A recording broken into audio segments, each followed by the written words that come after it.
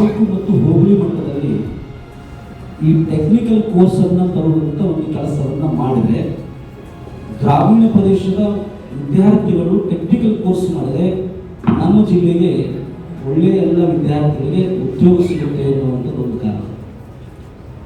ಈ ಉದ್ಯೋಗವನ್ನು ಯಾಕೆ ನಾವು ಮಕ್ಕಳಿಗೆ ಇವತ್ತು ಕೊಡಿಸಬೇಕು ಅಂತ ಹೇಳಿ ಬೆಂಗಳೂರು ಪಕ್ಕದಲ್ಲಿ ಇರೋದ್ರಿಂದ ಸಾಮಾನ್ಯವಾಗಿ ಎಲ್ಲ ಹಳ್ಳಿಗಳಲ್ಲಿ ವೃದ್ಧಾಶ್ರಮಕ್ಕೆ ಆಗ್ತಾ ಇದೆ.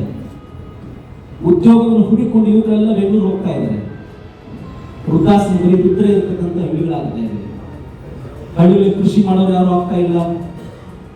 ಕಾರಣ ಏನಂದ್ರೆ ಉದ್ಯೋಗ ಇಲ್ಲದೆ ಹೆಣ್ಣೆ ಕೊಡೋದಿಲ್ಲ. ಇವತ್ತು ಎಷ್ಟೋ ಜನ ಯುವಕರಿಗೆ ಕೆಲಸ ಇಲ್ಲ ಅಂತ ಹೇಳಿ ನಾನು ಕೃಷಿ ಮಾಡ್ತೀವಿ, ನಾನು ಉಳಿಮೆ ಮಾಡ್ತೀನಿ ಅಂತ ಹೇಳಿದ್ರೆ ಇವತ್ತು ಯಾರು ಹೆಣ್ಣು ಕೊಡಲಾರಂಥ ಪರಿಸ್ಥಿತಿ ನಿರ್ಮಾಣ ಆಗಿದೆ.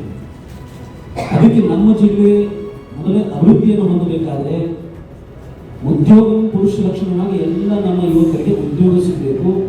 ಅದಕ್ಕೆ ಟೆಕ್ನಿಕಲ್ ಕೋರ್ಸ್ ಅನ್ನು ತರಬೇಕು ಅಂತ ನಾವು ಸರ್ಕಾರ ಒತ್ತಾಯ ಮಾಡ್ತೇವೆ.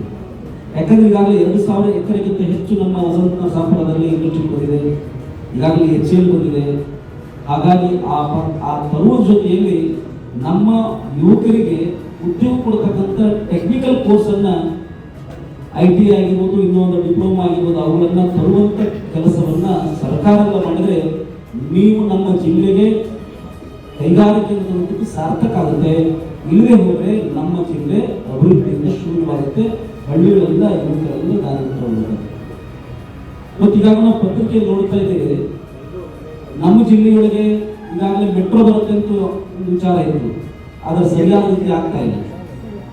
ಮೆಟ್ರೋ ಏನಾದರೂ ನಮಗೆ ತುಮಕೂರಿಗೆ ಏನಾದರೂ ಬಂದಿರ್ತಾರೆ ಬೆಂಗಳೂರಿಂದ, ಎಷ್ಟೋ ಜನರು ಬೆಂಗಳೂರು ಉದ್ಯೋಗ ಮಾಡ್ತಕ್ಕಂಥದ್ದಾಗಿರ್ಬೋದು ಮತ್ತು ಬೆಂಗಳೂರು ರೀತಿಯೊಳಗೆ ತ್ವರಿತ ಗತಿಯೊಳಗೆ ತುಮಕೂರು ಬೆಳೆಯಲಿಕ್ಕೆ ಅದು ಒಳ್ಳೆ ರೀತಿಯಾಗಿ ನಮಗೆ ಅನುಕೂಲವಾಗುತ್ತೆ. ಅದಕ್ಕೆ ಮೆಟ್ರೋವನ್ನು ತರುವಂಥ ಒಂದು ಯೋಜನೆ ಆಗಬೇಕು. ಜೊತೆಗೆ ಈಗಾಗಲೇ ವಿಮಾನ ನಿಲ್ದಾಣ ಬರುತ್ತೋ ಅಂತ ಒಂದು ಯೋಜನೆ ಇತ್ತು, ಅದು ಸಹಿತ ಈಗಾಗಲೇ ಬೇರೆ ಬೇರೆ